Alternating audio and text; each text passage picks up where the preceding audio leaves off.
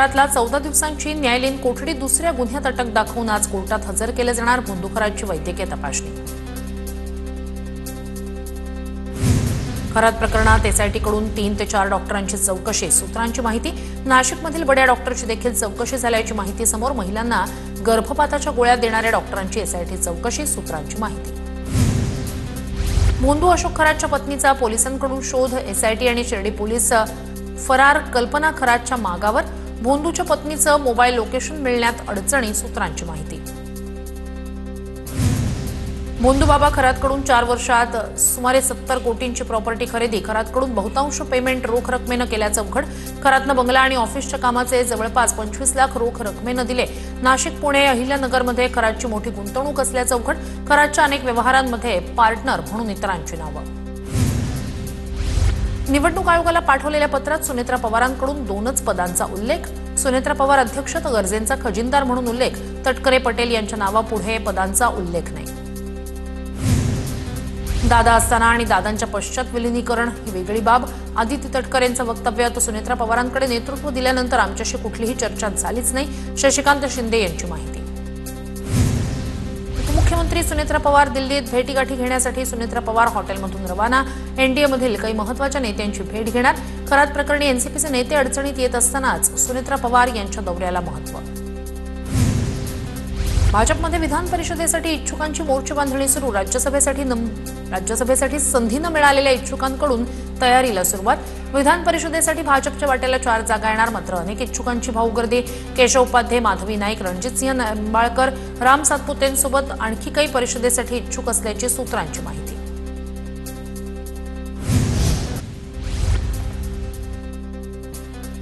नागपूर जिल्हा नियोजन समितीच्या नियुक्तीवरून महायुतीत जोरदार रस्सीखेच। 1200 कोटींच्या निधीवर नियंत्रण मिळवण्यासाठी भाजप, सेना आणि राष्ट्रवादीत चढाओढ। पालकमंत्री चंद्रशेखर बावनकुळे यांच्या सदस्यांची गोपनीय यादी मुख्यमंत्र्यांकडे पाठवली। पुणे महापालिकेच्या स्वीकृत नगरसेवकांना थेट 5 वर्षांची मुदत। पुणे भाजपमधील इच्छुकांच्या आशेवर पाणी फिरलं। प्रमाणपत्रावर 5 वर्षांचा उल्लेख असल्यानं पक्षात आता नाराजीचे सूर। परभणीच्या पाथरी नगर परिषदेच्या सर्वसाधारण सभेत गोंधळ। माजी आमदार बाबाजांनी दुर्राणी निलंबित। पुढील 2 दिवस सर्वसाधारण सभांसाठी निलंबित। विषयपत्रिकेच्या बाहेरील मुद्द्यावर बोलल्यानं कारवाई। अहिल्यानगरच्या राहुरी विधानसभेसाठी भाजपकडून अक्षय कर्डिले यांना उमेदवारी जाहीर। समर्थकांचा कार्यालयाबाहेर जल्लोष। कार्यालयाबाहेर फटाके फोडून एकमेकांना पेढे भरवत भाजप कार्यकर्त्यांचा जल्लोष। अकोल्यामधील पोलीस घटना अत्यंत घृणास्पद। राज्यात कायदा सुव्यवस्था राहिली नाही, एकनाथ खडसे यांची टीका। अकोल्याच्या पोलिसाला निलंबित केलं पाहिजे, एकनाथ खडसेंची मागणी। सोलापूरच्या माढामधील अंजनगाव खेलोबामध्ये पोलिसांवर झालेल्या दगडफेकीनंतर परिस्थिती नियंत्रणात। छत्रपती शिवरायांच्या पुतळ्यावरून 2 गटात झालेल्या वादानंतर अखेर गावात शांतता। छत्रपती शिवरायांचा पुतळा काढणार नसल्याचं पोलीस प्रशासनाकडून स्पष्ट। सांगलीतील मिरज शहर नगरपालिकेच्या स्थायी समितीच्या अर्थसंकल्पाचं बजेट बोगस। विरोधी पक्षाच्या नगरसेवकांचा महासभेत जोरदार आक्षेप। बजेटमध्ये नगरसेवकांच्या निधीबाबत तुटपुंजी तरतूद, तर पालिकेच्या गाड्यांचे पंक्चर काढण्यासाठी 5 लाखांची तरतूद। वाशिम जिल्ह्यात गॅस टंचाईच्या पार्श्वभूमीवर शासनानं 72,000 लिटर केरोसिन मंजूर केलं। केरोसिनचं एप्रिलमध्ये वितरण होणार, मात्र केरोसिनचा साठा अपुरा असल्यानं प्रशासनासमोर मोठं आव्हान। रत्नागिरीत एलपीजीचा तुटवडा। काल 20 दिवसांनंतर जिल्ह्यातील सुरू झालेला एकमेव एलपीजी गॅस पंप बंद। 11,000 लिटर क्षमतेच्या एलपीजी गॅस पंपाला फक्त 3,500चा गॅसचाच पुरवठा। छत्रपती संभाजीनगरच्या लाडगावमध्ये चक्क भरलेल्या गॅस सिलेंडरची चोरी। गॅस सिलेंडर उचलून नेताना चोरटा सीसीटीव्हीत कैद। पुण्यात अवकाळी पावसामुळे शेती पिकांचं मोठ्या प्रमाणात नुकसान। नुकसानग्रस्त शेतकऱ्यांच्या बांधावर कृषी अधिकाऱ्यांनी भेट दिली नसल्यानं शेतकऱ्यांमध्ये नाराजी। तर भोर तालुक्यात जिल्हा कृषी अधीक्षकांनी पंचनामे करण्याचे दिले निर्देश। पुण्यातील आंबेगाव पूर्व भागात अवकाळी पावसाचा तडाखा। शेती पिकांना अवकाळी पावसाचा फटका। अवकाळी पावसामुळे कांदा, गहू, हरभरा, मका यासारखी पिकं उद्ध्वस्त।